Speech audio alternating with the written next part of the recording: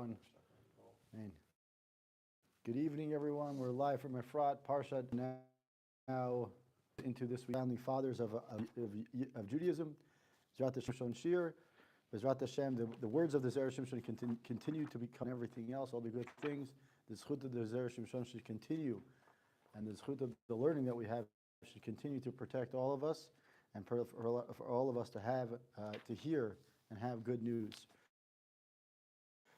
We are going to start with a short but a very powerful one, which is Drush. It happens to be that Vayera, Chayesara, and Toldot are some of the longer options in, or not options, but the longest Perushim in terms of the number of Perushim that there have, Zera Shimshon offers in the Parshiot. Just to give you a sense that the Art Scroll edition has Vayera, Chayesara, and Toldot, 3 Parshiot, it's its own volume. Just to give you a sense of how many Midrashim. Most of it is attributed to next week in Chayesara. He takes the first Drush. He goes through the entire Eshet Chayil. We probably won't cover that next week, but Eshet Chayil has a beautiful, there's even actually a separate book, separate sefer in English, just to go through each part of the line of the Eshet Chayil, based on the words of the Zera Shimshon. So just something to think about. Meanwhile, what we'll do is, we're going to do Drush. Where is it?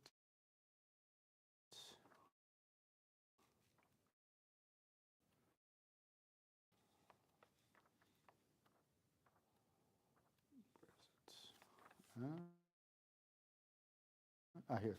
Drush Ted Zayin.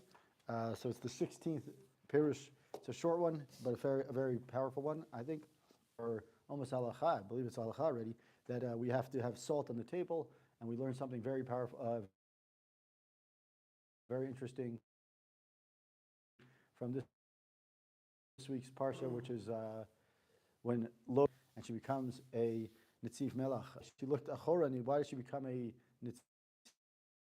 pillar of salt? And the reason is because she looked back. She looked back. She decided, instead of looking ahead, what can I do now?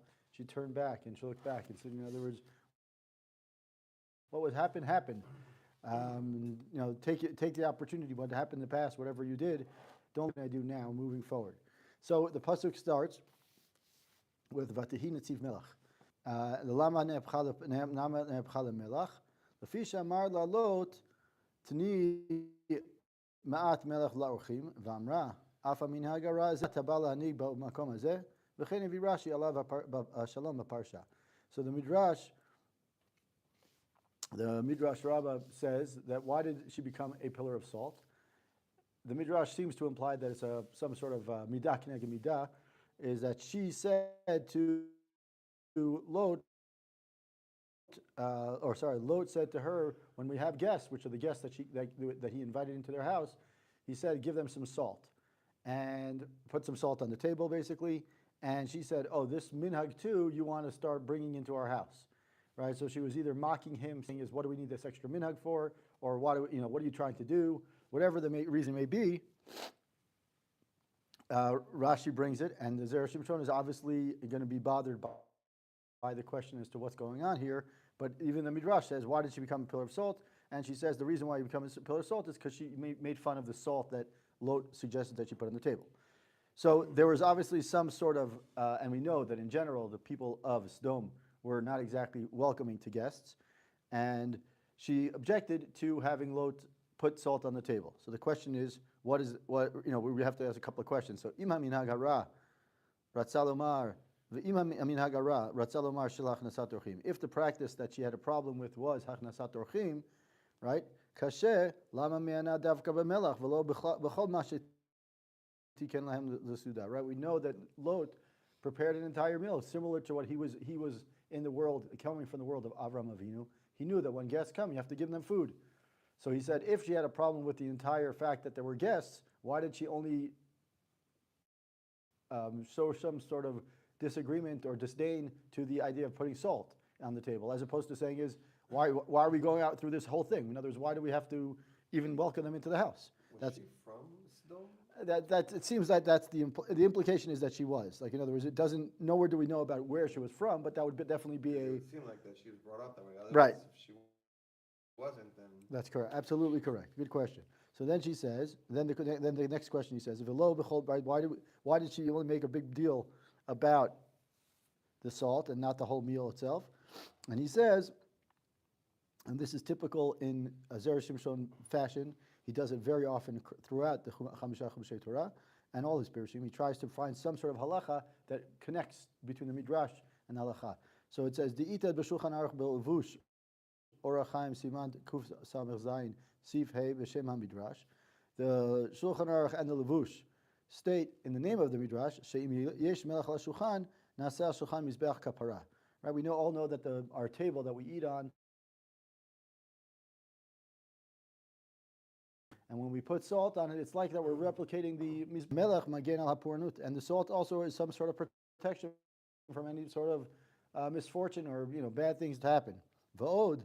And when a Jewish people wait for one another to wash their hands for the meal and cannot perform, right? Right? That's why there's many people who try to reduce the amount of time between washing your hands and making a motzi, because basically what happens is while you're waiting, you have this whole, there's that weird moment where everyone's washed, but not the balabait, or they're all waiting, and he says that the Satan is waiting. He's kind of waiting for someone to make a mistake or yell or scream or do something. they don't talk any Lashon Hara. Exactly. But it's the thing kind of statement. So he says, "Vrit melach mechaper alehem," and the brit melach that we have with the brit melach, which is like a side of like a real strong covenant, strong brit. That's what's mechaper. The salt that's on the table is mechaper for the katan, the satan that's kind of roaming in that room. So how does that connect to what we're talking about? So again, this is a very short piece, but it's a nice one. So it says Lot's wife was opposed to the idea of having salt, and why was it salt as opposed to the entire meal? This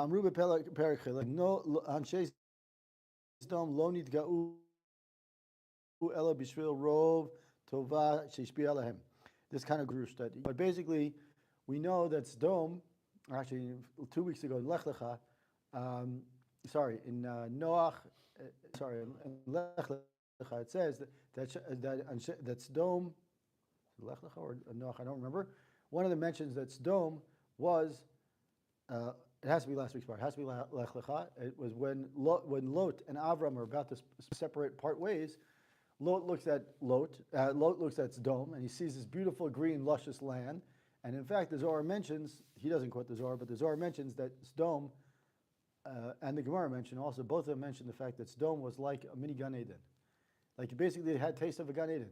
And they were so arrogant with what they had, and they didn't appreciate what they had, that they thought, the Gemara in Sanhedrin mentions it, the Zohar mentions it even more in detail, it says that the city of Sdom, it was like basically the land from all the food, all the good things came out of it. And nativ lo yadu ait. It says it was a path that basically unknown to the eagle, meaning what? So shalo hayu mitcharim and hadin mina mazikin. K'moshe ramez nativ lo yadu ait v'lo shezavtu einaya. So it says that basically the eagle and the vulture were basically never touched. The eagle and the vulture in this case were basically, it was like protected from all bad things, right? So that basically there was no birds of prey. What does that mean? There was no one dying, no animals were like, being shot or killed or whatever it is. It was just a sign that there was so much wealth, there was so much success going on, that basically the people of Sdom thought that they were protected from punishment. And they need Hashem. And they don't need Hashem, right? Even though they didn't realize that, unlike Avram Avinu said, who's giving this all to me? Right. They were saying is, no, we have all the good things, and therefore what? Since we have all the good, and we're protected from everything. We basically were so arrogant, and they became so arrogant. Not we. They became so arrogant. So now we go back to the Midrash starting from what we learned from, and he says, what is the reason that Lot versus his wife were arguing about the salt? Sheshama ishto shalot shaya rotze laniach melach shulchan. Bad things, right? So what do we have to worry about? Punishment. I'm protected, right? You're going to bolam al yiftach adam pila satan. right? What are you trying to do? Basically, by you putting salt on the table, you're basically saying is you're opening the door for the Satan to come. Hey, you're making ein har. Right? You're putting an einar on ourselves. What are you doing? So that's Lot's wife's thought process. And even though she didn't want it, so that's why the salt was dafka the thing that kind of drove her to, to kind of get very upset. Omnam Lot shaya ma'amin divrei malachim. Right? On the flip side is that Lot was the one who said, wait a minute, I really do believe the malachim are coming and they're here. They're obviously coming for a reason. I've seen this malachim, I've seen these malachim before. I got the process of malachim and what they're really coming to do. And therefore what? He said, Vaya yodea shapornut mimashmeshet lavo, haya rotze melech melech la'agen. Ve'efshar nami shemechmad ze ba lahem parnut gofrit v'melech sirfa kol artzah. So who he ends by saying is that basically the same exact act, which was the salt on the table, one person was saying is, what do you open the eyes of the, liftach pet, open the mouth of the Satan, and therefore we're going to get punished for something that we were protected, right? We're in the best land ever. We're in Sodom, right? So that's the city of Sodom. But Lot says, wait a minute, I've seen the malachim, and therefore he said, no, we have to put salt to at least try to protect us. Now he ends by saying is that maybe perhaps it's a midah kineged midah. Why did Sodom, not only Eshet Lot, but maybe all of Sodom got punished with salt? Gofrit v'melech salt is such a powerful, in other words, to show them that they're not protected from anything. They're not, it's not that they live in some happy place, but rather they're susceptible to punishment just the same. Now, one of the things that he doesn't mention here, but it's also, again, the Zohar mentions the one sense, and this goes back a little bit to like the Adam HaRishon story. We know that Adam HaRishon sinned with 4 out of the 5 senses. 4 senses, taste, all 4 of those were the part of the Chet Adam HaRishon. And then the only one that was not, then the Gemara and the Midrashim mentioned many times that the smell is the one that the Nefesh appreciates. Now, when anyone who's ever been to Yam HaMelach, or any place where there's sulfur being cooked or whatever in the air, it smells very offensive. The Zohar says that the smell of sulfur, the smell of gofrit, is a smell that is the smell of Gehinnom. And that's why we're so offended by that smell. Right? Usually other smells, even though it's bad, we don't get so, it doesn't really hit us. Like it's not that bad. This smell is very, very bad. And according to the Zohar, it's a smell of Gehinnom, and that's why our body is so, combats it so bad. Like it really comes to like, it really offends us. And so the reason why now you can understand a little bit more, if you understand what it's saying at all, gofrit, the smell, meaning that basically the ground of Gehinnom opened up, right? If we use that interpretation, and melach saying that you're not protected, meaning you're getting punished twice. Once to say that you're not protected, and once that where they're going to go because of the sins all the sins that they thought they were. That Nitzavim, that's from when Nitzavim is described in Nitzavim Kofrit Melech Surafak L'Artzah, but that's why it was because they alluded to this. Kind of alludes to the fact that it's like a midah kineged midah. Salt is there to protect you from the mazikim. You thought you were protected, or you thought that you have nothing to be protected from because you're all good and you're so arrogant. So therefore, Dafka Hashem poured salt on you and also turned you into a place of Gehinnom. So now we're going to go to, that was the first one, which I thought was very powerful. Also makes us think about, also one of the reasons, what are the minhagim, or the halachot of Mayim Achronim? One reason is very simple, is to wash your hands in some way to protect you, to protect you from what's called melech sdomit. Melech sdomit, why is melech sdomit? So one of the halachot of why we wash our hands on Mayim Achronim is you have to take off just in case you have melech sdomit. What is so powerful about melech sdomit? Melech sdomit is so powerful because it almost ki'ilu blinds us from the ability to see where the food and what we're doing is.